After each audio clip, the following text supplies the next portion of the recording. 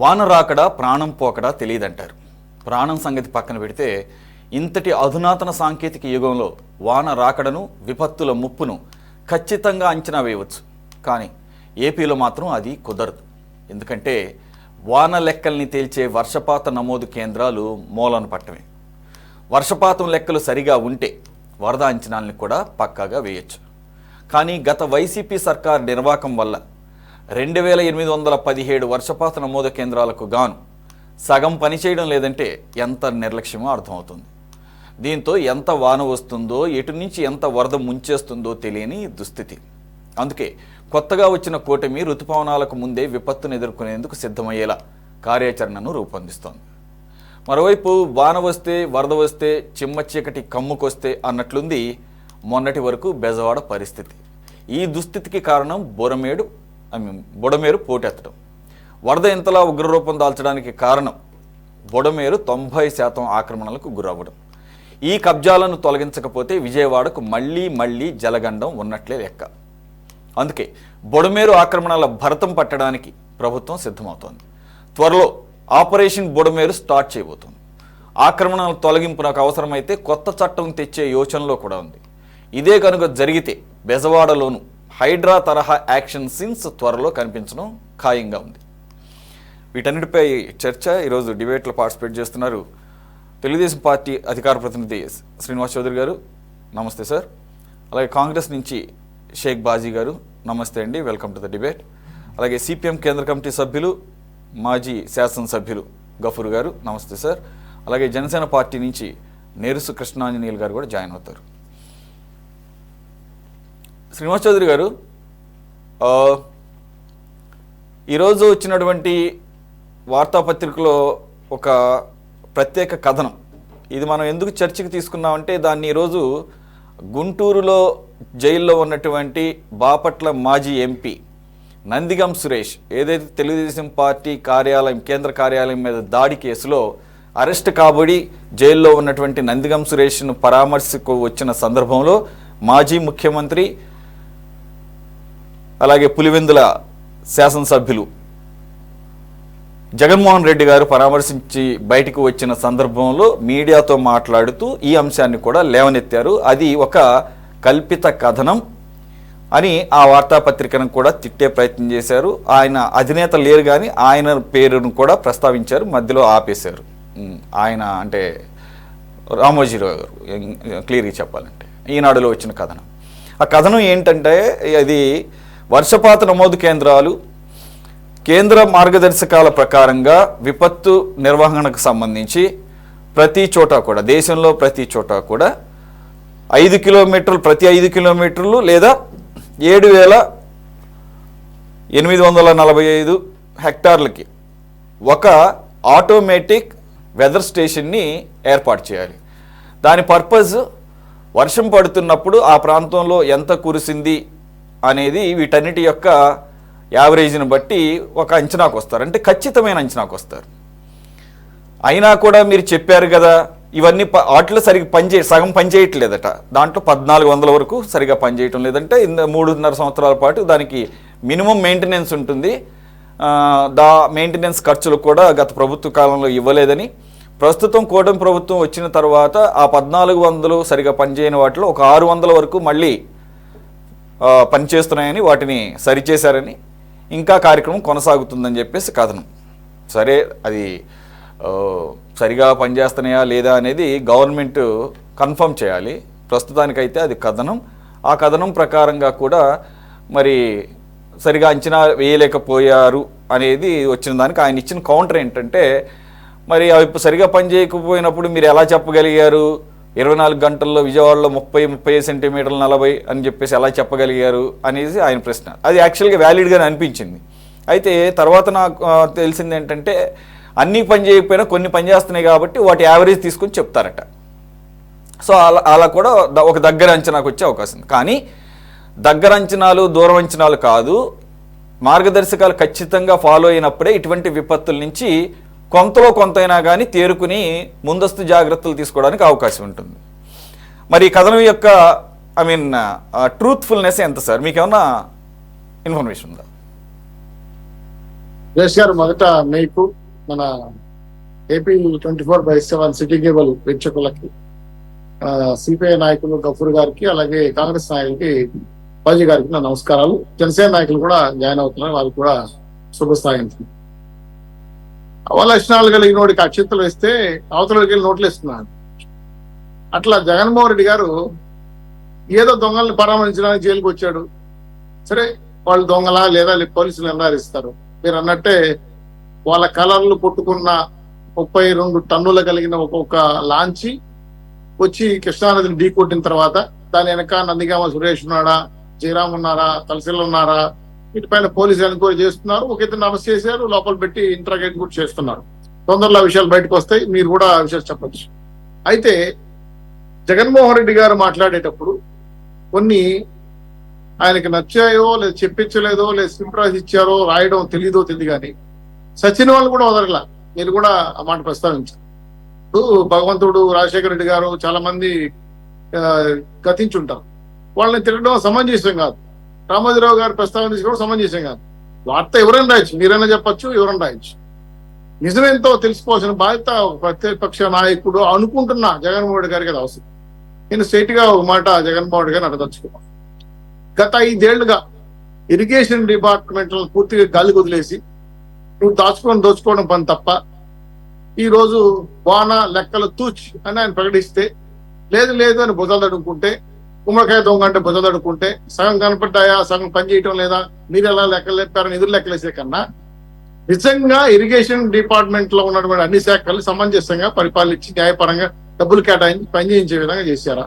అలా చేసి ఉంటే ఈయన విపత్తు వచ్చే పరిస్థితి వచ్చేదా? పొడమేరు సంబంధించి కావచ్చు, కృష్ణాని కావచ్చు, దేనికైనా కావచ్చు. అయితే ఇక్కడ జగన్మోహన్ రెడ్డి గారు ఒక వింత వాదన మనకు చాలా ఆశ్చర్యాన్ని కలిగిస్తాం. ఏది జైలుకి వచ్చాడో, ఆయన పరామర్శించాడో నాయకుడు, రెండో విషయం. అయితే పూర్తిగా విపత్తుకు కారణం చంద్రబాబు నాయుడు గారు మ్యాన్ మేడ్ ఫ్లైట్స్ అంట. అంటే పవన్ కళ్యాణ్ గారు, జగన్మోహన్ రెడ్డి గారు, మన గఫూర్ గారు, బాజీ గారు హెలికాప్టర్లో పైకి వెళ్ళి మేఘాన్ని చిల్లు కొట్టుంటారు. అవి నేరు విజయవాడకి పడిపోయినాయి. పడిపోవడంతో అయ్యో విజయవాడ పడిపోయేట్రా సామని బొడమేరు గేట్లు ఎత్తేసారు. బొడమేరు గేట్లు ఎప్పుడు పెట్టారు నాకు కూడా తెలుసు, ఎందుకంటే ఆ పైన ఏదో ఒక చిన్న దానికి లింక్ అయ్యారు, దానికి గేట్లు ఉంటాయని తెలుసు. బొడమేరు గేట్లు ఉన్న విషయం నాకు తెలియదు.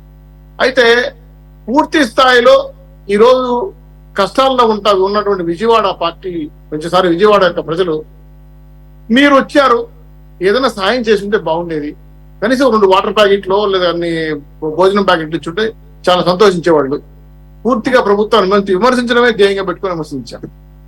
చంద్రబాబు నాయుడు గారు కావాలనే వరదలు తెప్పించారంట. ముందే ఏదో శుక్రవారమో శనివారం కేంద్ర ప్రభుత్వం చెబితే 3 రోజులు పడుకొని నిద్రపోయి 4వ రోజు వరదలు వచ్చిన తర్వాత మేలుకొని వచ్చారంట.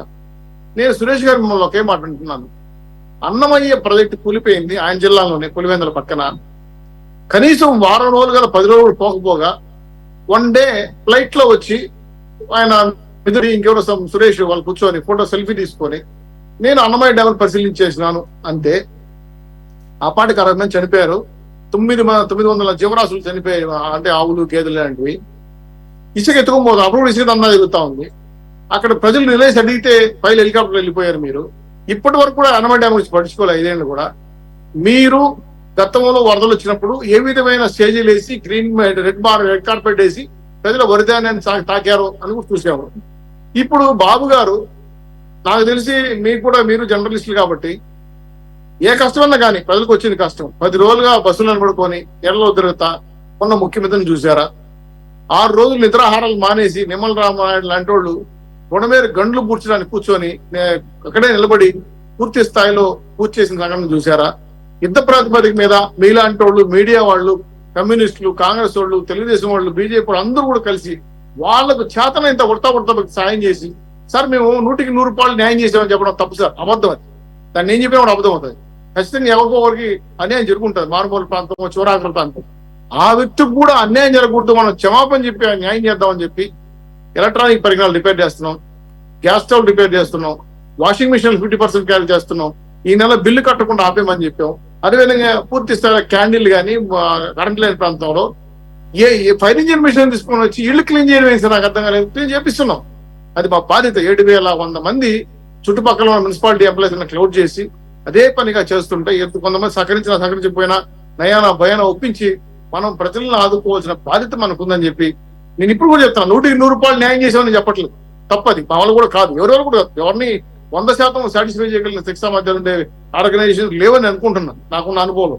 అయితే జగన్మోహన్ రెడ్డి గారు వచ్చి 1 కోటి రూపాయలు ఇచ్చారంట, అది ఎవరికి ఇచ్చారో ఎక్కడికి ఇచ్చారో మాకు కూడా తెలియదు, దానికి కూడా కండిషన్ అవైలబుల్ అంట, అదేదో నేరుగా ప్రజలకు చేరాలని. పోనీ 5 ఏళ్ళు మీరు ఎగ్ పప్పులు 3 కోట్లు తిన్నారు, దాంట్లో కనీసం 3 కోట్లని ఇచ్చారా? లేకపోతే పోయింది. మీ పార్టీ కార్యకర్తలు సార్, విజయవాడలో అధికారంలో ఉండేది ఎవరు సార్? మేయర్ ఎవరు సార్? మా బహుశా మీకు కూడా తెలిసి ఉంటారు. మీ మేయర్లు, మీ కార్పొరేటర్లు ఏమైపోయారు సార్?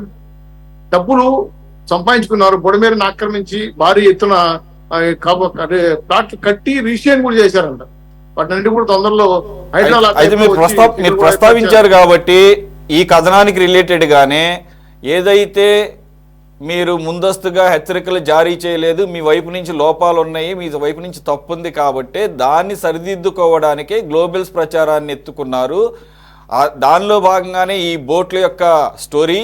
అలాగే ఏదైతే 4వ తారీఖు నందిగం సురేష్ని లిఫ్ట్ చేసుకొచ్చారో హైదరాబాద్ నుంచి, అది కూడా డైవర్షన్లో భాగంగానే, అంటే మీ లోపాలు ఎక్కడైతే బయటపడతాయో అనే దాన్ని డైవర్ట్ చేస్తూ చేసినటువంటి ప్రచారం. దానిలో భాగంగా ఈరోజు ఈనాడు పత్రికలో వచ్చిన కథనం కూడా మా మీద ఏదైతే వర్షాన్ని మెజర్ చేసేటటువంటి వాటిని కూడా నిర్వహణ లోపం, నిధులు ఇవ్వకపోవడం అనే ఒక కథనం రాశారు.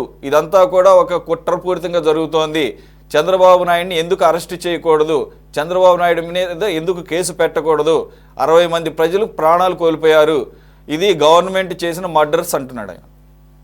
సార్ మంచి సబ్జెక్ట్ ముందర పెట్టాను. ఏమేసుకొని బతుకున్నామా అని అడిగితే నోరేసుకొని బతుకుతున్నానని అంటే అనుకోకూడదు. జగన్మోహన్ రెడ్డి గారిని నిజంగానే జైలు పెట్టాలా, బాబు గారిని జైలు పెట్టాలా? 5 ఏళ్ళు 7 సార్లు గంటలు పడినా బుడమేని పూడ్చకుండా ఇరిగేషన్ ప్రాజెక్టులు గాలి వదిలేసిన జగన్మోహన్ రెడ్డి గారు తప్పు వల్ల ఈరోజు విజయవాడ ముంపు. ఆయన ఈ మా మృతుల కారకుడు జగన్మోహన్ రెడ్డి గారు, వరద కారకుడు జగన్మోహన్ రెడ్డి గారు.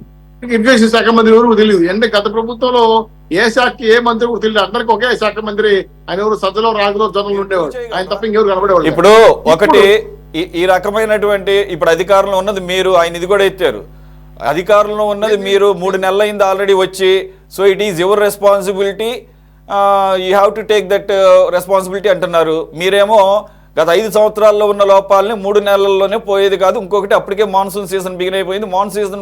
మాన్సూన్ సీజన్ జూన్లో వచ్చింది, స్టార్ట్ అవుతుంది కాబట్టి దాని ముందే ఇవన్నీ కూడా ముందస్తుగా తీసుకోవాల్సినటువంటి చర్యలు కాదంటం లేదు.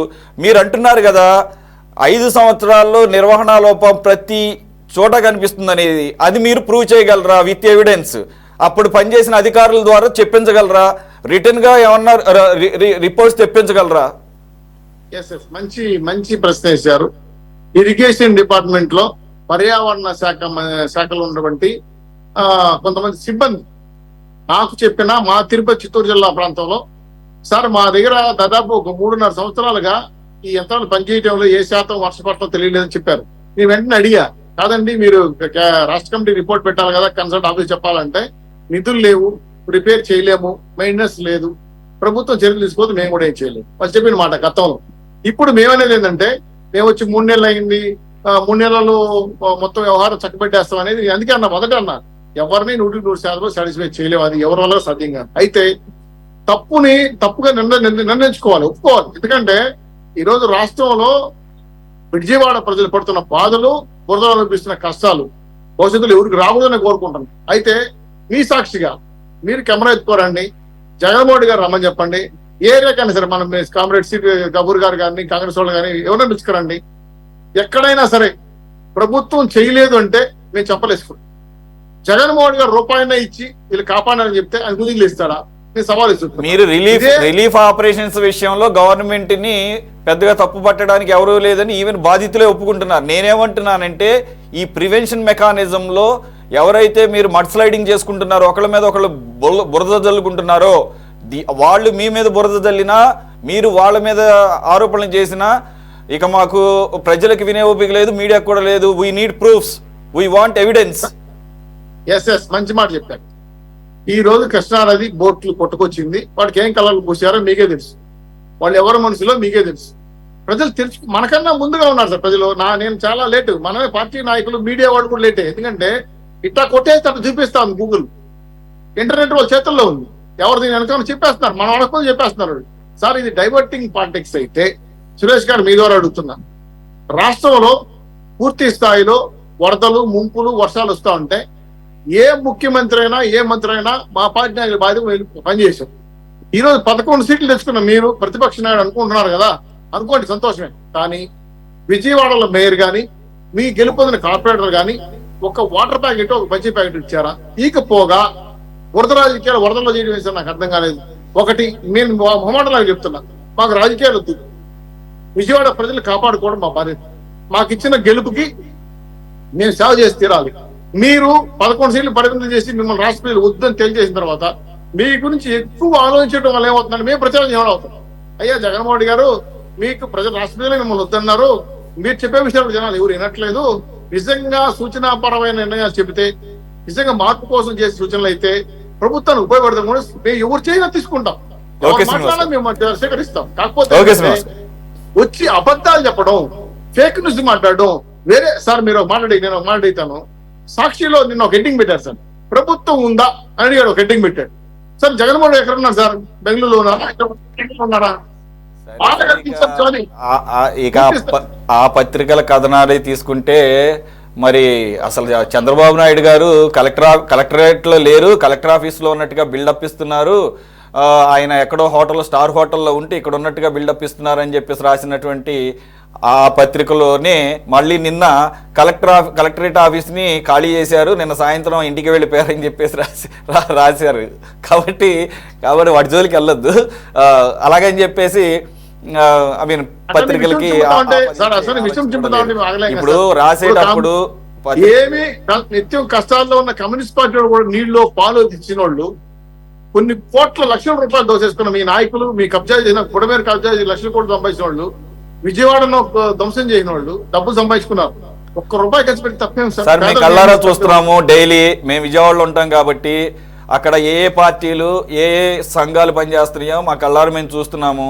CPI, CPM, Congress, Janasena party, కూటమి పార్టీలు, అలాగే స్వచ్ఛంద సంస్థలు ఎవరికి తోచినట్లుగా వాళ్ళు పనిచేస్తున్నారు. అన్ఫార్చునేట్లీ బాధాకరమైన విషయం ఏంటంటే ప్రతిపక్షం ఆ బాధ్యత తీసుకోకపోవటం, నాయకుడు పురమాయించకపోవటం, పురమాయించకపోయినా పనిచేయాలనేటటువంటి ధ్యాస లేకపోవటం. మరి ఆయనకి ఎందుకు కోపం తీసుకురావడం అని అనుకున్నారు. అసలు పనిచేసేది టీడీపీ కోసమా? ప్రజల కోసం కదా. అక్కడ ఉన్నటువంటి ఎక్కువ ప్రాంతాలు, డివిజన్స్ అన్నీ కూడా వైసీపీ స్ట్రాంగ్ హోల్డ్. సరే, మనకి ఎలాగో స్ట్రాంగ్ హోల్డ్ కదా, మనం చేసిన చెప్పినా మన కింద ఉంటారని చెప్పేసి ఒక భావన తెలియదు. శ్రీనివాస్ గారు వస్తాను సార్, నేను అందరినీ తీసుకోవాలి. ఓకే మాట సార్, కమ్యూనిస్ట్ పార్టీలు కానీ కాంగ్రెస్ వాళ్ళు కానీ మీరన్న అన్ని పార్టీలు కానీ జెండాలు పట్టుకొని మా యొక్క కండువాలు వేసుకొని పనిచేయడం కదా. మీరు కూడా జనసేన, తెలుగుదేశం అందరూ కూడా ఎవరు అలానే స్వచ్ఛందంగా పనిచేస్తున్నారు కదా. మీ జగన్మోహన్ రెడ్డి గారు పిలిపించి మీరే కదా మేయర్ గెలుచుకున్నారు, కనీసం ఆహారం పెట్టండి, అన్నం పెట్టండి అంటే కూడా దిక్కు దివాణం లేని పరిస్థితి ఏర్పడతా ఉంటే ఇంకా కూడా మీరు బురద రాజకీయాలు చేస్తా ఉంటే ఎవరు జనాలు క్షమిస్తారా? మీ ద్వారా ప్రశ్నిస్తుంది. Okay sir, right. గఫూర్ గారు, ఒకటి కథనం అనేది దాన్ని బేస్ చేసుకొని యాక్చువల్గా జగన్మోహన్ రెడ్డి గారు ఈరోజు చేసినటువంటి ఆరోపణలు, ఒకటి ఏదైతే మనం ఈ రెయిన్ మెజర్మెంట్ యూనిట్స్ ఉన్నాయో, ఎగ్జాక్ట్గా చెప్పాలంటే కనుక ఆటోమేటిక్ వెదర్ స్టేషన్స్ అంటారట. ఇవి చాలా విస్తృతంగా రాష్ట్రం అంతా, దేశం అంతా ఉంటాయట. అయితే వాటికి మినిమం మెయింటెనెన్సే ఉంటుందంట సార్. సోలార్ ప్యానల్స్తో పనిచేస్తాయట బ్యాటరీల మీద. సో నేను అనుకుంటే పెద్ద ఖర్చు కూడా అవుతుందని నేను అనుకోవట్లేదు. అంటే అశ్రద్ధ అన్న అవ్వాలి, ఎందుకంటే నిధులు లేకపోవడం అనేది దీనికి నిధులు కేటాయించడానికి. కాబట్టి ఏదైతే కూటమి ప్రభుత్వం ఆరోపణలు చేస్తుందో ప్రతి విషయంలోనూ, ప్రతి చోట కూడా మెయింటెనెన్స్ అనేది పూర్తిగా విస్మరించారనేది అది ఇక్కడ కూడా కనపడుతుందా? మీకేమనిపిస్తోంది? తర్వాత జగన్మోహన్ రెడ్డి గారి వ్యాఖ్యలు చూద్దాం సార్, ఎందుకంటే ఆయన దీన్ని కోట్ చేశాడు కాబట్టి. సురేష్ గారు, ఇప్పుడు జగన్మోహన్ రెడ్డిని గురించి మనం మాట్లాడుకుంటాం సార్. ఎందుకంటే జగన్మోహన్ రెడ్డి 5 సంవత్సరాల పరిపాలనలో అన్ని వ్యవస్థల్ని ధ్వంసం చేశారు. ఇక దీంట్లో ఈ ఆటోమేటిక్ వెదర్ స్టేషన్స్ ధ్వంసమైనయా కాలేదా అని వెతకడం అంటే అది ఏం ఉపయోగం లేదు. ఎందుకంటే ఇప్పుడు చిన్న ఉదాహరణ చెప్తానండి నేను. ఇవి చిన్న చిన్న విషయం, మీరు చెప్పే వెదర్ స్టేషన్స్ రెయిన్ఫాల్ ఎంత అవుతుంది ఏమిటి అని చూడడం. రెయిన్ఫాల్కు సపరేట్ లెక్కలు ఉంటాయి, రెయిన్ఫాల్ ఎంత పడుతుంది ఏమిటి అనేది కొంచెం ఎక్కువ తక్కువలో లెక్కలు ఎప్పటికెప్పుడు వస్తుంటాయి. ఈవెన్ ఈ ఆటోమేటిక్ వెదర్ స్టేషన్స్ పనిచేయకపోయినా రెయిన్ఫాల్ లెక్కలు గవర్నమెంట్కి వస్తుంటాయి. దానికి తగిన మెకానిజం ఉంది. పాయింట్ ఏమిటంటే, నేను ఒక చిన్న ఉదాహరణ చెప్తాను. జగన్మోహన్ రెడ్డి గారు ముఖ్యమంత్రి అయిన తర్వాత ఇరిగేషన్ ప్రాజెక్ట్స్ విషయంలో ఆయన ఒక జియో ఇష్యూ చేశాడు. ఏమిటి అంటే, ఆన్ గోయింగ్ మెయింటెనెన్స్ వర్క్స్ కానీ ఆన్ గోయింగ్ రిపేర్స్ కానీ ఇవన్నీ కూడా స్టాప్ చేసేయండి. దానివల్ల జరిగిన నష్టం ఏమిటి? దర్శిలో ప్రాజెక్టు గేట్ కొట్టుకొని పోయింది. ఏది గుండ్లంకమ్మ ప్రాజెక్టు, పులిచింతల ప్రాజెక్టు గేట్ కొట్టుకొని పోయింది. ఆ తర్వాత తుంగభద్ర మొన్న కొట్టుకొని పోయింది అనుకోండి. ఇప్పుడు అంటే ప్రాజెక్ట్స్ యొక్క మెయింటెనెన్స్ పట్లనే ఈ ప్రభుత్వానికి శ్రద్ధ లేదు, జగన్మోహన్ రెడ్డి ప్రభుత్వానికి అనేది గతంలో కూడా చర్చ జరిగింది. ఇంకా స్పెసిఫిక్గా చెప్పాలంటే, ఇక్కడ పానెం దగ్గర గోరుకల్ రిజర్వాయర్ ఒకటి ఉంది. ఆ గోరుకల్ రిజర్వాయర్ లీక్ అయ్యి పక్కనే ఉండేటువంటి గ్రామాల్లో మోకాలు లోతు నీళ్లు నిలబడుతుంటే సిఈ ఒక ఉత్తరం రాశాడు జగన్మోహన్ రెడ్డి ప్రభుత్వంలో, అయ్యా అర్జెంటుగా ఈ మెయింటెనెన్స్ చేయకపోతే ఈ వాటర్ సీపేజ్ అనేటువంటిది క్రమంగా ప్రాజెక్టు భద్రతకే ప్రమాదం కావచ్చు, సీపేజ్ను అరెస్ట్ చేయాలా, ఓ 10 కోట్ల రూపాయలు నాకు మంజూరు చేస్తే నేను గోరుకల్ రిజర్వాయర్ను ప్రొటెక్ట్ చేస్తాను అని. ఇది నేను పబ్లిక్ డిబేట్లోనే చెప్తున్నాను, నేనేం రహస్యంగా చెప్పడం లేదు. జగన్మోహన్ రెడ్డి పార్టీకి సంబంధించిన వాళ్ళు ఎవరైనా వింటుంటే వాళ్ళు వెరిఫై చేసుకోవచ్చు. ఇచ్చారా 10 కోట్లు? ఇవ్వలేదు. ₹1 ఇవ్వడానికి వీలు లేదు. మీరు ఏదైనా ఉంటే లోకల్గా డోనార్స్ను పట్టుకొని ఫిలాంథ్రఫిస్ట్ను పట్టుకొని అట్లా పనులు చేసుకోవాల్సింది తప్ప మెయింటెనెన్స్కి ఇవ్వను అన్నాడు. అన్నమయ్య ప్రాజెక్ట్ అదే ఎత్తిపోయింది. ఎత్తిపోయినప్పుడు 60 మంది కొట్టుకొని పోయినారు. మరి నిజంగా చంద్రబాబును అరెస్ట్ చేయాలంటే జగన్మోహన్ రెడ్డిని ఏం చేయాలా? ఉరి తీయాలా? కాబట్టి ఏదైనా బాధ్యతగా మాట్లాడాల. బాధ్యత మాట్లాడేటప్పుడు ప్రతిపక్ష నాయకుడు ఆయన, ప్రతిపక్ష నాయకుడు బాధ్యతతో మాట్లాడాలి. ఇప్పుడు ఈ ఆటోమేటిక్ వెదర్ స్టేషన్స్, అయ్యా మీరు గవర్నమెంట్లో ఉన్నారు, మీకు చూసుకోండి, మాట చెప్తే అయిపోయా. మా గవర్నమెంట్ ఉండింది, పోయింది. ఇప్పుడు మూడు నెలలు అయింది, మీరు వచ్చినారు, అవన్నీ రిపేర్ చేసుకోండి, మీకే ఉపయోగం కదా అంటే ఇక దాని మీద విమర్శ లేదు కదా. ఈనాడు రాసినా ఇంకోరు రాసినా దాని మీద పెద్ద వరి కావాల్సిన ఏమిటి? సమస్య ఏమిటంటే ఎంతసేపు ఉన్నా పొలిసైజ్ చేయడం. ఇప్పుడు విజయవాడ వరదలు వచ్చాయి. వరదలు రావడానికి కారణం ఏమిటి? ఒక్కసారిగా 50 సంవత్సరాల్లో లేనంత వర్షం విజయవాడ పరిసరాల్లో కురిసింది. ఇప్పుడు ఖమ్మం అంతా గ్రామాల్లో నీళ్ళు వచ్చేసినాయి కదా. ఆ ఖమ్మం నీళ్ళన్నీ విజయవాడకు వస్తాయి సార్. ఆ మున్నేరు, లేకపోతే వెలగలేరు, ఆ తర్వాత బుడమేరు, ఇట్లాంటివన్నీ కూడా ఆ పైన పడినటువంటి వర్షాలకు వచ్చేటువంటి నీళ్లు. అవును, ఇక్కడ జరిగిన ఒక పొరపాటు ఉంది. మన చంద్రబాబు నాయుడు కూడా యాక్సెప్ట్ చేశారు. అయితే ఎందుకంటే మేము కూడా దాన్ని పెద్దగా చేయలేదు. ఎందుకంటే ప్రజలంతా ఇబ్బందుల్లో ఉన్నప్పుడు మనము ఆ ఇబ్బందిని చూడాలన్నా, ఇబ్బందిని కాకుండా ఇదిగో మీ వల్ల నీళ్ళు వచ్చినాయని చెప్పాలన్నా. వెలగలేరుకు సంబంధించి మొత్తం నీళ్ళన్నీ కూడా కృష్ణా నది తీసుకోవడం లేదని, రిసీవ్ చేసుకోవడం లేదు. ఆ నీళ్లు దీంట్లో ఇబ్రాహీంపట్నం థర్మల్ కేంద్రంలోకి పోతూ ఉన్నాయి. కాబట్టి గేట్లు ఎత్తినారు. ఆ గేట్లు ఎత్తేటువంటి విషయం కనుక ముందుగా తెలిసి ఉండి ప్రజలను కనుక వార్న్ చేసి ఉంటే ఇంత నష్టం జరిగిండేది కాదు అనేటువంటిది ఒక విమర్శ అయితే ఉంది. అది చంద్రబాబు నాయుడు కూడా యాక్సెప్ట్ చేశాడు. మేము పరిశీలన చేస్తా ఉన్నారు, అయిపోయింది, వదిలేయాలి దాన్ని.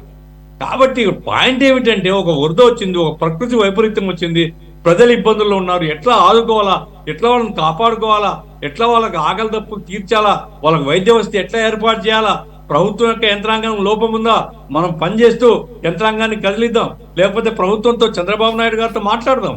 ఆయన కూడా రోడ్ల మీదనే ఉన్నాడు కదా. కాబట్టి ఆయనతో పోయి మాట్లాడి, అయ్యా ఇదిగో ఇవి చేయండి, ఇవి చేయండి, ఇవి చేయండి డిమాండ్ చేయొచ్చు, తప్పులేదు.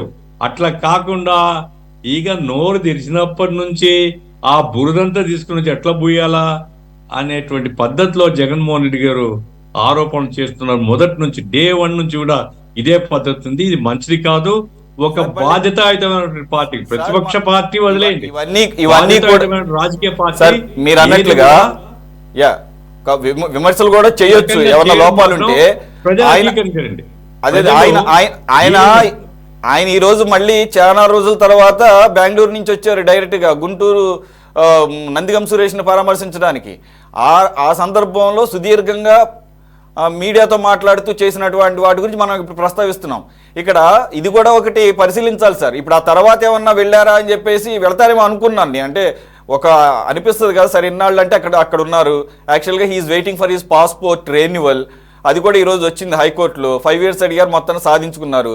బట్ రెండోది మాత్రం ఆయన ఏదైతే 25,000 రూపాయలు 20,000 రూపాయలు స్వచ్ఛందంగా అంటే ఆయన స్వయంగా వెళ్ళి ఇన్ పర్సన్ కట్టాల్సినటువంటి బాండ్ అయితే కనుక కట్టాల్సిందేనట. మరి ఆయన స్వయంగా వెళ్ళడానికి మరి నామోషన్ ఏదో మొత్తానికి అయితే ఆ కింది కోర్టుకి వెళ్ళలేదు. అందుకని హైకోర్టులో అప్పీల్ చేశారు. పాయింట్ ఏంటంటే ఎందుకు ఇది కోర్టు చేస్తున్నానంటే, ఆయన గనక పాస్పోర్ట్ గనక అనుకున్న టైంకి వచ్చేస్తుంటే ఆయన అసలు ప్రస్తుతం లండన్లో ఉండేవాళ్ళు. సరే లండన్లో మంచో చెడో ఇక్కడే ఉండాల్సి వచ్చింది. ఉన్నప్పుడైనా ఒక ప్రతిపక్ష నేతగా 39% ఓటు బ్యాంక్ ఉన్నటువంటి ఒక ప్రధానమైనటువంటి పార్టీ అధినాయకుడిగా ఆయన కాకపోయినా ఆయన శ్రేణుల్ని సమాయత్తపరచడంలో ఎందుకని ఆ రకంగా ఆలోచన చేయలేదు? విమర్శలు వస్తాయని తెలిసి కూడా. సురేష్ గారు, వారి పార్టీ అది గ్యాంగ్ ఆఫ్ అన్సోషల్ ఎలిమెంట్స్ అండి. నేను బాధ్యతతో చెప్తున్నాను, నేను బాధతోనే. ఎందుకంటే ఒక రాజకీయ పార్టీని ఆ రకంగా అనకూడదు. కానీ ఒక గ్యాంగ్ ఆఫ్ అన్సోషల్ ఎలిమెంట్స్. వాళ్ళు ఎవడైనా కానీ ప్రజల మధ్యలోకి పోయి ప్రజల బాధలేమిటి, కష్టాలేమిటి, అంతమంది కార్పొరేటర్స్ వచ్చినారు కదా, పోవచ్చు కదా జనంలోకి. లేదు, వారు స్వయంగా ఇప్పుడు మా చేతన మేము చాలా చిన్న పార్టీ, మాకేం పెద్ద డబ్బులు ఉండవు, అయినా 4 చోట్ల మేము భోజనాలు ఏర్పాటు చేసి పంచుతున్నాం. సరే, ఇప్పుడు ఇది ఉడతా భక్తి, మేమేదో గొప్ప చేస్తున్నామని కాదు. అరే వైసీపీ పార్టీ అంత పెద్ద పార్టీ, అంత అది గొప్ప విషయమే సార్. అది గొప్ప విషయమే సార్. ఏమాత్రం ఓటు బ్యాంకు అలాగే సీట్లు లేకపోయినా రాజకీయాలను పక్కన పెట్టి ఒక బాధ్యత అండి. బాధ్యత ఇది రాజకీయం కాదు, ప్రజల పట్ల మన బాధ్యత. People are in sufferance. వాళ్ళు బాధలో ఉన్నప్పుడు మనం ఎట్లా ఆదుకోవాలా? చేతనైతే అన్నం పెట్టలేకపోతే నీళ్ళైనా ఇవ్వండి. నేను చెప్తున్నాను వైసీపీ పార్టీకి, వాళ్ళ కార్యకర్తలకు పిలిపించి చాలా పెద్ద మోతాదులో వాళ్ళు కనుక అన్ని వార్డులలో భోజనాల ఏర్పాట్లు చేసి పడవలు కొని తెప్పించుకొని తిరుగుతూ ఇచ్చింటే మంచి పేరు వచ్చిండేది కదా. అప్పుడు నువ్వు చేసే విమర్శకు విలువ ఉండేది. అవును, నువ్వు ఏమి చేయకుండా విమర్శించడమే అంటే, మాకు జాతరలో ఇక్కడ ఆసాదోళ్ళు అంటాం. శ్రీనివాస్ చౌదరి గారు చిత్తూరు కాబట్టి ఆయన కూడా తెలిసిండొచ్చు. ఆసాదోడు అంటే తిట్టుకుంటూ తిరిగేవాడు, వారికి ఏం బాధ్యత ఉండదు. తిట్టుకుంటూ తిరిగే పద్ధతిలో జగన్మోహన్ రెడ్డి వ్యవహరిస్తున్నాడు. ఇది బాధ్యత రాహిత్యము. రెండవది ఏమంటే, నందిగాం సురేష్ ఏదో జాతీయ విముక్తి పోరాటంలో పాల్గొన్నట్లుగా అతన్ని పరామర్శించడానికి పోవడం.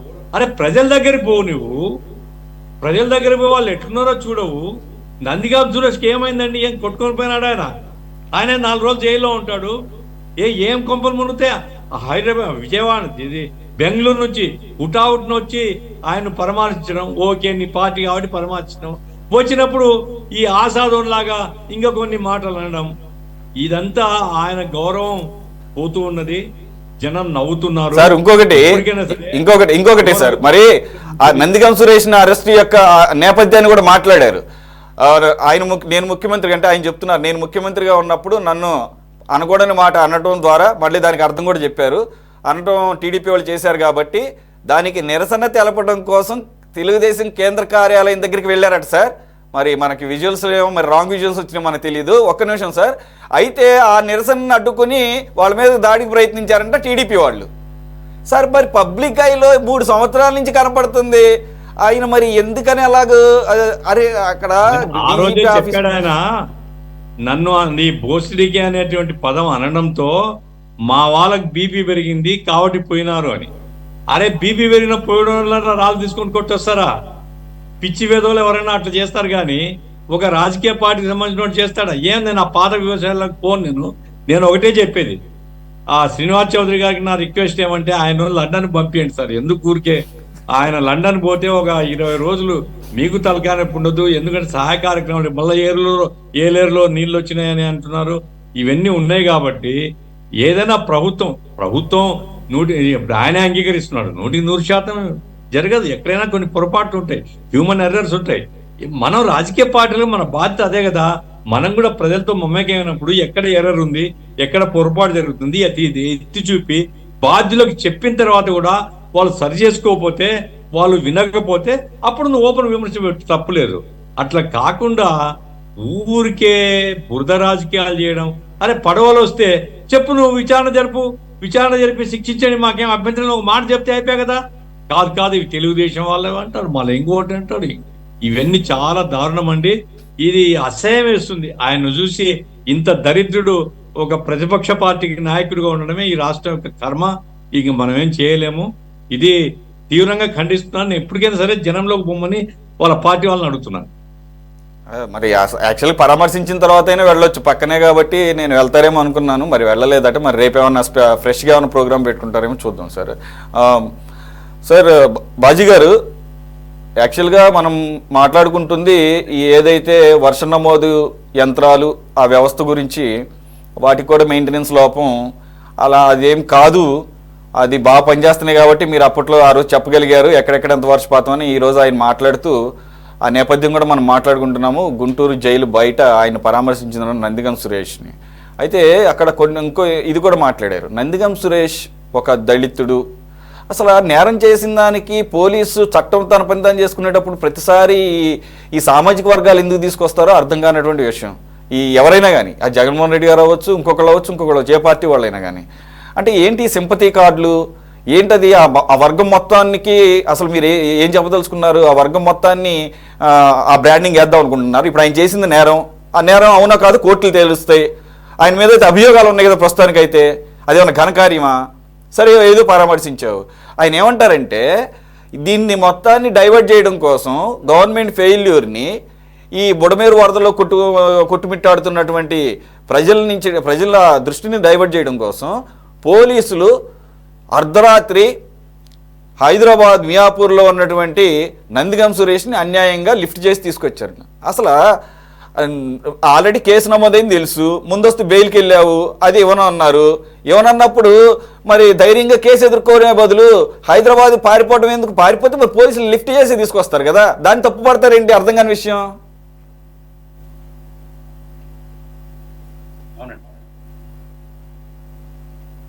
సార్ బాజీ గారు, సురేష్ గారు, మీకు ప్యానల్లో ఉన్న పెద్దలందరికీ కూడా, అట్లాగే మన వీక్షకులకి అందరికీ కూడా శుభ సాయంత్రం, నమస్కారం.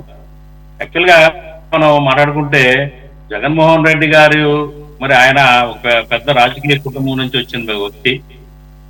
నాన్నగారు ముఖ్యమంత్రిగా చేశారు, దగ్గర నుండి రాజకీయాలను చూసిన వ్యక్తి చిన్నతనం నుంచి కూడా. అట్లాగే ఏంటంటే ఆయన ప్రతిపక్ష నాయకుడుగా కూడా పనిచేశారు. 12 ఏళ్ళు అవుతుంది పార్టీ స్థాపించి, ప్రజల్లో తిరిగారు, పాదయాత్ర చేశారు. చాలా పరిపక్వత సాధించారేమోనని అనుకున్నాను నేను ఆయన పట్ల.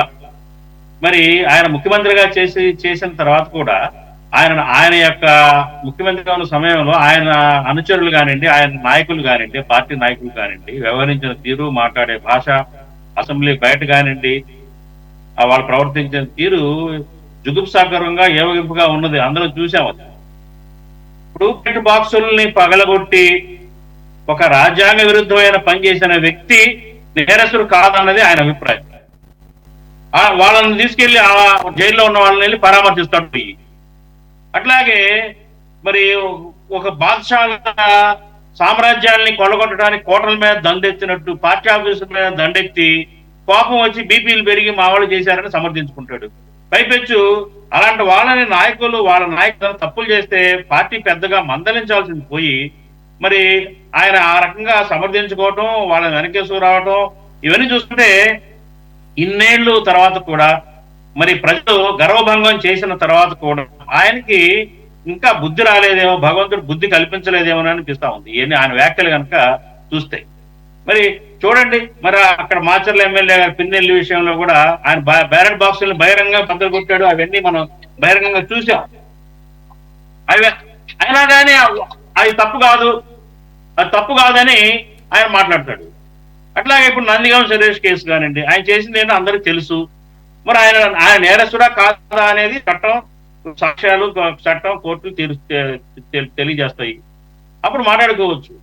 ఆయన ఇవాళ ఉన్న పరిస్థితి ఏంటి, రాష్ట్రంలో ఇవాళ జరుగుతున్న ప్రజలు పడుతున్న బాధలేంటి, విజయవాడ పరిసర ప్రాంత ప్రజలు, ఆయన మాట్లాడే అర్థం ఏంటండి. కాబట్టి ఇవి ఆయన మాటల్ని మనం దాన్ని చర్చలుగా తీసుకోవటం కూడా మనకు అది కొంచెం టైం వృధా అని చెప్పేసి అనిపిస్తాం నాకైతే. ముఖ్యంగా మీరు ఇంకొక అంశాన్ని లేవనెత్తారు. అదేంటంటే ఏదైతే ఈ వాతావరణ శాఖ ఆధ్వర్యంలో నడిచేవి ఈ ఆటోమేటిక్ వెదర్ సెంటర్ సార్ ఒకటి బాజీ గారు, అవి సరిగ్గా నిర్వహణ ఉందా లేదా అని. బాజీ గారు ఒక్క నిమిషం, అంటే ఎందుకు చర్చ పెట్టాల్సి వస్తుందంటే, ఒక్క నిమిషం సార్, ఎందుకు చర్చ పెట్టాల్సి వస్తుందంటే ఆయన జరిగినట్టుగా ఉంటే పర్లేదు, పరామర్శించవచ్చు, కానీ జరిగిన విషయాలని ఏమార్చి మాట్లాడినప్పుడు అదే నిజం అనుకునే ప్రమాదం కూడా ఉంటుంది కొంతమంది ప్రజలు. కాబట్టి మనం కళ్ళారా చూసాము పార్టీ కేంద్ర కార్యాలయం మీద దాడి. కానీ ఈ రోజు ఏమంటారు, ఆ రోజు యాక్చువల్గా ఒప్పుకున్నాడు ఆయన ముఖ్యమంత్రిగా ఉన్నప్పుడు, రెండో రోజు మా వాళ్ళకి బీపీ వచ్చింది నన్ను అనకూడని మాట అంటం మూలంగా అందుకని దాడి జరిగిందని చెప్పారు. కానీ ఈ రోజు ఏమంటారు, శాంతియుతంగా అక్కడ ధర్నా చేస్తున్నారంట పార్టీ ఆఫీస్ దగ్గరికి వెళ్ళి బయట, దాని మీద అప్పుడు ఏం చేస్తాం సార్, తప్పదు. కర్రలు గొడ్డలతో ధర్నాలు చేస్తారండి, అద్దాలు బద్దలు కొడతారా? పచ్చి అబద్ధాలు మాట్లాడుతున్నాడంటే అవి అదే, అందుకే చెప్తున్నాను ఆయనకి అపరిపక్వతో లేకపోతే మానసిక స్థితి సరిగ్గా ఉందో లేదో. ఒక ముఖ్యమంత్రిగా పనిచేసిన వ్యక్తి, మరి అంత రాజకీయ పరిణతి రావాల్సిన వ్యక్తి అలా మాట్లాడుతూ ఆందోళన కూడా ఉంది. ఎందుకు ఆందోళన అంటే గఫూర్ గారు అన్నట్లు అందరిదే అలాగే ఉన్నట్టుంది. ఇప్పుడు జోగి రమేష్ ఏమంటాడు, ఆ రోజు తొడలు కొట్టాడు, చేసిన పని అనేక సందర్భాల్లో గొప్పగా చెప్పుకున్నాడు, పరిగెత్తిచ్చానన్నాడు. నారా లోకేష్ నువ్వెంత, మీ నాన్నే పరిగెత్తిచ్చానన్నాడు. కానీ అధికారం కోల్పోయిన తర్వాత, కేసు ఫైల్ అయిన తర్వాత ఇప్పుడు ఏమంటాడు, నేను మెమరాన్ని ఇవ్వడానికి వెళ్ళాడంట.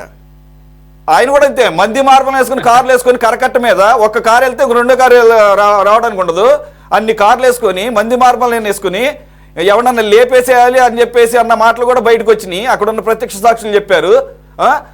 భయపెట్టాలన్న ఉద్దేశంతో వెళ్ళామని చెప్పేసి అనేక సార్లు చెప్పాడు ఈయన. చెప్పి ఈరోజు ఏమంటాడు మెమరాండం. ఎందుకు భయపడటం, ఓపెన్గా చెప్పండి, అప్పుడులాగానే డేర్గా మాట్లాడండి, ఫేస్ చేయండి కేసులు. సార్ అధికారంలో ఉన్నప్పుడు వాళ్ళ నేతలు ప్రవర్తించిన తీరు కానివ్వండి, మాట్లాడిన భాష కానివ్వండి, బాడీ లాంగ్వేజ్ చూస్తే రాజకీయాల్లో ఉన్నవాళ్ళే కాదండి, న్యూట్రల్ గా ఉన్న మామూలు వాళ్ళకు కూడా ఆ అసహ్యానికి, అసలు రాజకీయాలు ఇలాగే ఉంటాయా, ఇలా దిగజారిపోయినాయని బాధపడిన సందర్భాలు కూడా మేము చూసామండి. కాబట్టి ఏంటంటే వాళ్ళు వేరు, ఇవాళ ప్రవర్తిస్తున్న తీరు వేరు. కాకపోతే నేనే మాట్లాడంటే జగన్మోహన్ రెడ్డి గారు ఆయన ఒక పార్టీని స్థాపించారు, కొన్నాళ్ళు ముఖ్యమంత్రిగా పనిచేశారు, ఒక టెరము ప్రతిపక్ష నాయకుడిగా ఒక టెరం చేశారు. ఎంతో పరిణితి చెందాలి, ఆయనకు ఎంత భవిష్యత్తు ఉంది రాజకీయాల్లో. అలాంటి వ్యక్తి ఇలా దిగజారుడుగా మాట్లాడటం, చిన్నపిల్లవాడు కూడా మాట్లాడండి, ఏవి పసిపిల్లవాడు కూడా అలా మాట్లాడుతూ ఉంటాడు ఆయన. కాబట్టి ఏంటంటే అవన్నీ కూడా మనం వినటానికి సరిగ్గా మైండ్ లోకి వెళ్ళట్లేదు, అవి జీర్ణం కావట్లేదు, డైజెస్ట్ అవరే రకంగా ఉన్నది ఆయన ప్రవర్తన కానివ్వండి, ఆయన భాష కానివ్వండి, కానివ్వండి. ఆయనకు అసెంబ్లీలో కూడా చూసాం మనం, వాళ్ళ నేతలు అసభ్యంగా మరి ఇతరుల్ని మరి వ్యక్తిత్వ హననం చేస్తున్నా కానీ చిద్దులాసంగా నవ్వుకుంటా ఉంటాడు, ఎంకరేజ్ చేస్తూ ఉంటాడు, చూసాం ఇవన్నీ కూడా. కాబట్టి ఏంటంటే సరే, ఇవాళ మనకి పరిపాలన మారింది, ప్రభుత్వం మారింది, ఇవాళ ప్రజలకు చేయాల్సిన చాలా ఉంది. కొత్త ప్రభుత్వం చాలా బాధ్యతలు ఉన్నాయి, చాలా ప్రామిసులు చేసి అధికారంలోకి వచ్చింది. కాబట్టి ఏంటంటే ఇవాళ నిర్మాణాత్మకమైన పద్ధతిలోకి రాష్ట్రం వెళ్ళాలనేది మనం అందరం కూడా ఆశిద్దాము. జగన్మోహన్ రెడ్డి గారి వ్యాఖ్యలు ఇలా మాట్లాడుకుంటూ పోతే తరగదు అది ఎంత మాట్లాడుకున్నా కూడా ఇంకా మనకే రకమైన ఇది కలుగు. కాబట్టి ఏంటంటే ఇక ఆ సబ్జెక్టు అది మీరు ఇంకో అంశం చెప్పారు, అది మిషన్స్ గురించి, స్టేషన్స్ గురించి చెప్తాను. దాని గురించి ఏంటంటేనండి, కేంద్రం ఆధ్వర్యంలో గ్రామీణ మోసం స్కీమ్ యోజన కింద ప్రతి మండలానికి ఒక ఆటోమేటిక్ స్టేషన్ ని గవర్నమెంట్ ఆఫ్ ఇండియా శాంక్షన్ చేసిందండి. ఇది రాష్ట్ర ప్రభుత్వాలు దీన్ని చక్కగా మెయింటైన్ చేయడం, దాని డాటాను తీసి వెబ్సైట్ కి అనుసంధానించి ప్రభుత్వ ఏజెన్సీలు, అగ్రికల్చర్ ఏజెన్సీస్ ఇవన్నీ కూడా వాడుకుంటా ఉంటాయండి. అది దాని విధానం. దానికి ఏంటంటే మెయింటెనెన్స్ ఖర్చుతో కూడుకున్నది ఏం కాదు, ఇందాక మీరు చెప్పినట్టుగా ఇది ఖర్చుతో కూడుకున్నది కాదండి. దానికి బ్యాటరీస్ ఉంటాయి, పవర్ ఉందా లేదా మెయింటైన్ చూసుకోవాలి, సోలార్ ప్యానెల్స్ ఉంటాయి, క్లీన్ చేసుకోవాలి, అట్లాగే విండ్ వేన్స్ ఉంటాయి, వాటిని క్లీన్ చేసుకుంటూ ఉండాలి. ఇవి సమగ్రంగా చేయాలి. అట్లాగే ఏంటంటే రెయిన్ గేజెల్లో ఆకులు చెత్త చెదారం పడతా ఉంటాయి, వాటిని శుభ్రం చేసుకుంటూ ఉండాలి. అట్లా వాటి పనితీరు ఎలా ఉందనేది ఫ్రీక్వెంట్ గా తనిఖీలు చేస్తూ ఉండాలి, యాక్యురసీని చెక్ చేసుకుంటూ ఉండాలి. ఇవి మామూలుగా రొటీన్ చెకప్ అండి, రొటీన్ గా చేసే పనులే. కాబట్టి ఏంటంటే ఇవి సక్రమంగా చేస్తున్నారా లేదా అనేది ఇప్పుడు ఇవాళ ఏదో చేతులు కాలిన తర్వాత మనం మాట్లాడుకుంటున్నారు, కానీ అది రెగ్యులర్ గా అధికారుల బాధ్యత. సంబంధించిన అధికారులు రెగ్యులర్ గా వాటిని దగ్గరికి వెళ్ళి చూస్తూ చెక్ చేయడం. అట్లాగే ఏంటంటే డిఫరెంట్ ఉంటాయి. ఇప్పుడు మన అమరావతిలో దాదాపు 25 సెంటర్స్ ఉన్నాయండి, అమరావతి సరౌండింగ్స్ లో. ఆ 25 సెంటర్స్ నుంచి వచ్చే రిపోర్ట్స్ ఎలా ఉన్నాయి, యావరేజ్ ఎలా ఉంది, అవి చక్కగా పని ఉన్నాయా లేదా చెక్ చేసుకోవాలి, సరిదిద్దుకోవాలి అని ఉంటే కనుక. సక్రమంగా జరగలేదు గత 5 సంవత్సరాలు. ఇదే కాదండి, నీటిపారుదల వ్యవస్థ కోసం ఉపయోగించే, అట్లాగే వ్యవసాయ సాగు కోసం వెళ్లే కాలువలు కానివ్వండి, ఏది కూడా నిర్వహించబడలేదు, పూర్తిగా వదిలేశారండి. కేవలం బటన్ నొక్కడం, ప్రజలకు డబ్బులు వేస్తే వాళ్ళు ఓట్లు వేస్తారనే కాన్సెప్ట్ తోనే గత ప్రభుత్వం నడిచేది తప్ప ఇలాంటి మెయింటెనెన్స్ కానీ, నిర్వహణ కానీ, విపత్తులు వస్తాయేమోనన్న ముందు చూపు కానీ, ఏం చేయాలన్న దాని మీద ఫోకస్ కానీ ఏమీ పెట్టలేదండి. ఫలితంగా ఇవాళ ఇమ్మీడియట్ గా వచ్చిన గవర్నమెంట్ ప్రజలు దాని యొక్క ఫలితాన్ని దాన్ని చెల్లించాల్సి వస్తుందండి. ఈ ప్రజలు కానివ్వండి, గవర్నమెంట్ కానివ్వండి. 3 నెలల్లో వచ్చింది, ఇప్పుడు వెంటనే వచ్చింది. ఒకే రాత్రి దాదాపు 11,000 వర్షం పడింది బుడమేరు సరౌండింగ్స్ లో.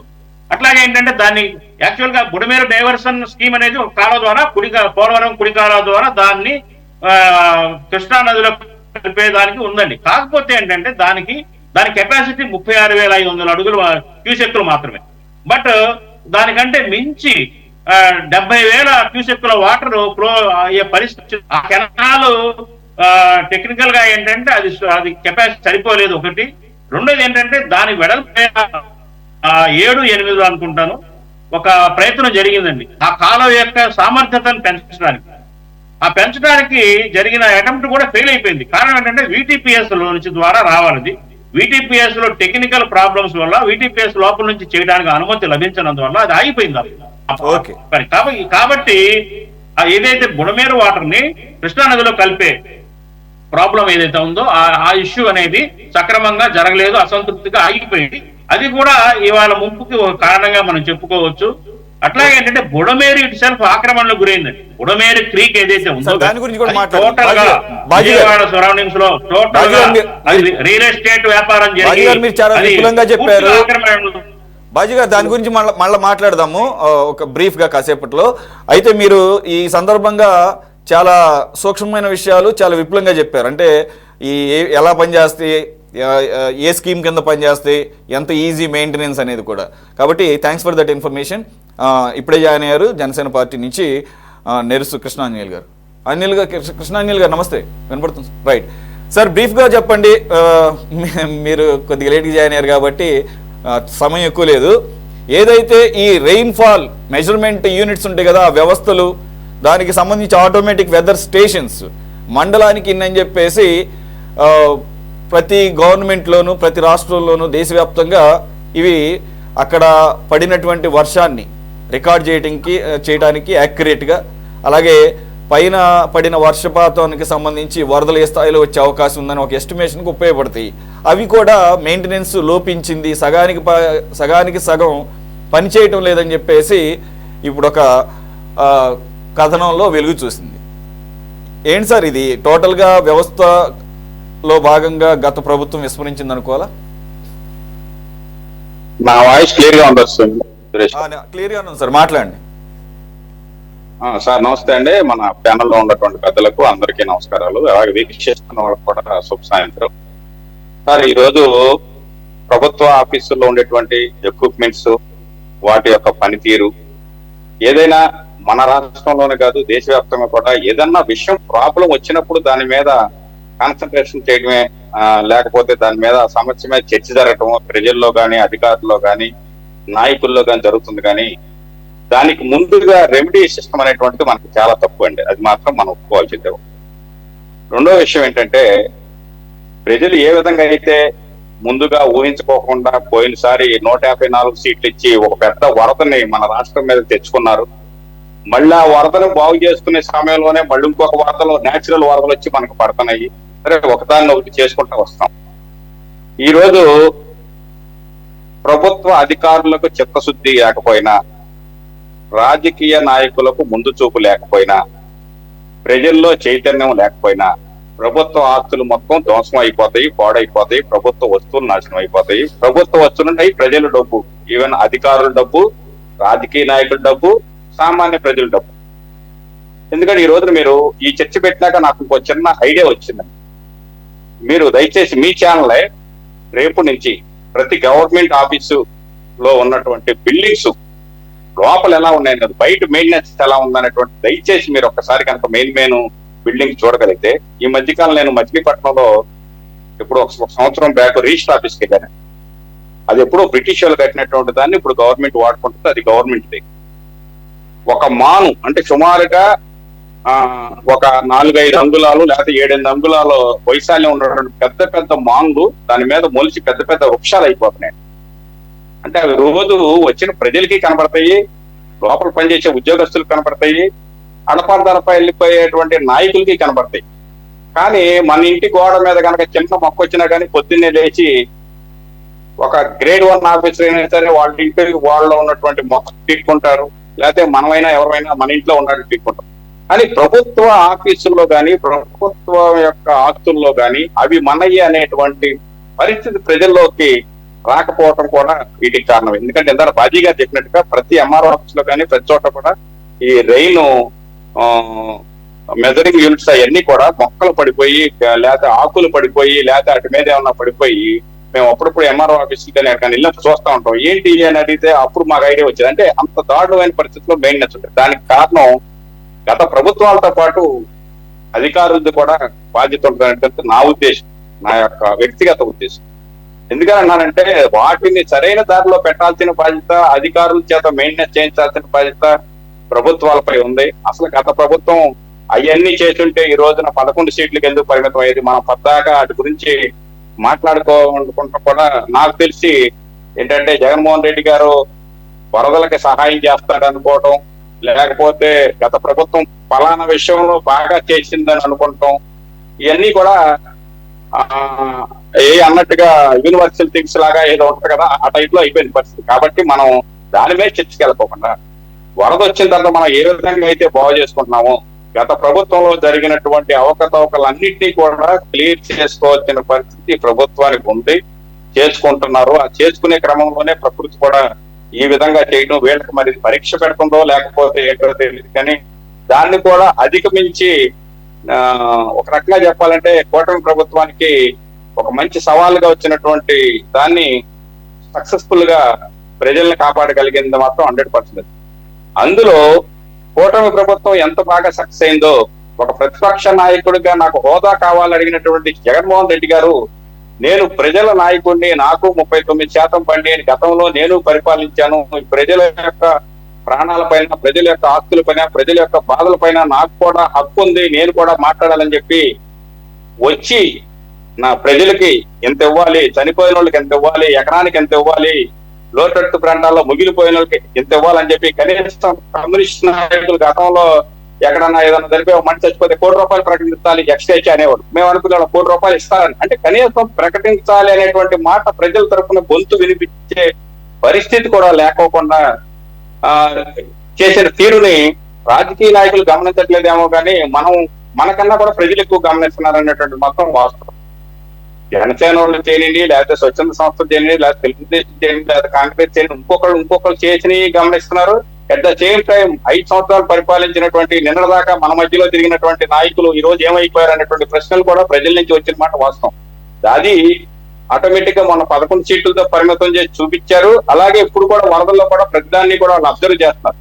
అయితే ఇక్కడ ఒక విషయం మనం గమనించాల్సింది ఏంటంటే, ప్రజలకు కూడా కంపారిజన్ చేసి చూపించాల్సిన అవసరం ఉంది. ప్రజలు ఎంత ఇబ్బంది పడుతుంటే రాలేదు కానీ ఒక టీడీపీ ఆఫీస్ పై దాడి చేసినటువంటి మాజీ పార్లమెంట్ సభ్యుడిని పలకరించడానికి అంతే స్పీడ్, అంటే ఒక రాజకీయ నాయకుడిగా ఆయన పార్టీ యొక్క అభ్యర్థిగా ఆయన వెళ్ళొచ్చు, తప్పలేదు. ఈ రోజున రాజకీయ పార్టీ గత 5 సంవత్సరాల నుంచి వైసీపీ ప్రభుత్వంలోకి వచ్చినాక ఏ విధంగా తయారైపోయిందంటే, నాయకుడు అనేవాడు ప్రజలకి కనెక్ట్ అవ్వకపోయినా పర్లా, నాయకుడు కనెక్ట్ అవ్వాలి. నాయకుడు కనెక్ట్ అవ్వాలంటే ప్రతిపక్ష పార్టీని తిట్టాలి, లేకపోతే ప్రతిపక్ష పార్టీపై అగ్రెసివ్ గా దాడి చేయాలి, లేకపోతే ప్రతిపక్ష పార్టీ యొక్క వ్యక్తులపై ఎంత స్పీడ్ గా అయితే వెళ్ళగలుగుతాడో అంత స్పీడ్ గా వెళ్ళిన వ్యక్తికి పదవులు వస్తాయనే విధంగా ఉన్నాయి. ఆ రోజున మాట్లాడారు, ఈ రోజున మాట్లాడలేదండి అనే మాట మీరు అడిగారు. ఆ రోజునంటే ఆ రోజున మంత్రి పదవుల కోసం వీళ్ళంతా వెళ్ళి ఎగబడి దాడులు చేశారు. ఈ రోజున జైళ్ళల్లో కూర్చోవడం కోసం మేము చేసేవని ఒప్పుకుంటారా ఏంటండి?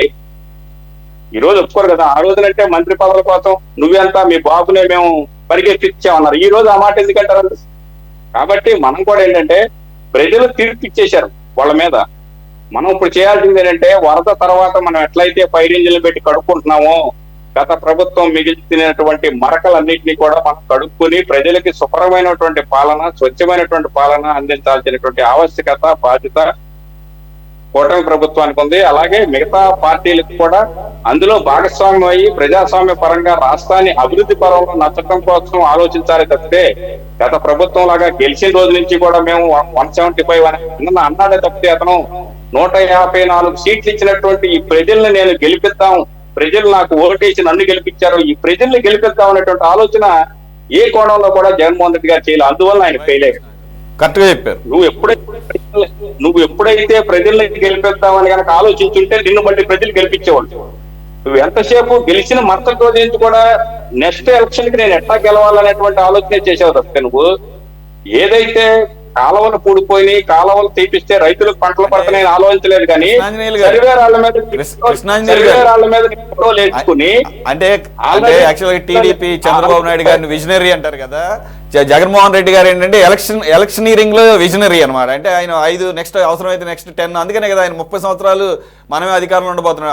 ఆ ఎలక్షనీరింగ్ లో ఆయన విజనరీ అనుకోవాలి. కృష్ణాంజలి మీరు చాలా మంచి విషయాలు చెప్పారు, చాలా విశ్లేషణాత్మకంగా చెప్పారు.